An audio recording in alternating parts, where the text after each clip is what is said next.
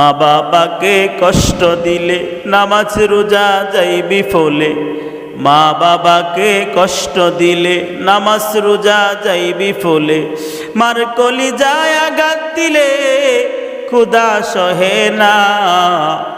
আল্লাহ নবীজির দয়া তারা পাবি না। বাইরে আল্লাহ নবীজির দয়া তারা পাবি না।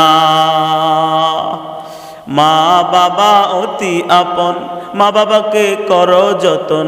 মা বাবা অতি আপন, মা বাবাকে করো যতন। ওরে তিন কথার সাথী পায়া বুইলা যায়ও না। তিন কথার সাথী পায়া বুইলা যায়ও না।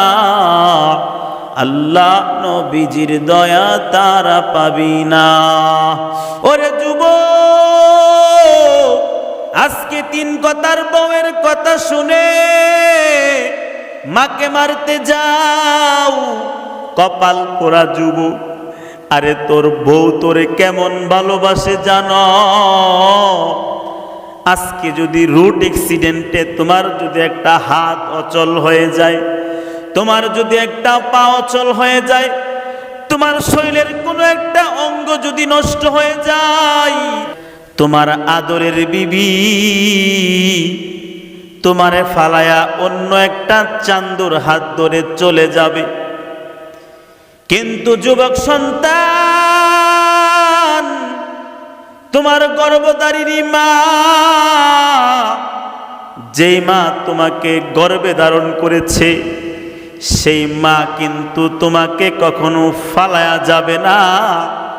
প্রয়োজন হলে তোমারে নিয়া রাস্তায় রাস্তায় ভিক্ষা করে খাবে, এরপরও মা তোমাকে কখনো ফালায়া দিবে না। মা বাবাকে কষ্ট দিলে নামাজ রোজা যাইবি ফলে। মা বাবাকে কষ্ট দিলে নামাজ রোজা যাইবি ফলে। ওরে মার কলিজায় আঘাত দিলে খোদা সহে না। ওরে মার কলিজায় আঘাত দিলে খোদা সহে না। আল্লাহ নবীজির দয়া তারা পাবি না। মা বাবা অতি আপন, মা বাবাকে করো যতন। মা বাবা অতি আপন, মা বাবাকে করো যতন। তিন কথার সাথী পায়া বুইলা যায়ও না। কেমন করে মাকে কষ্ট দাও যুবক?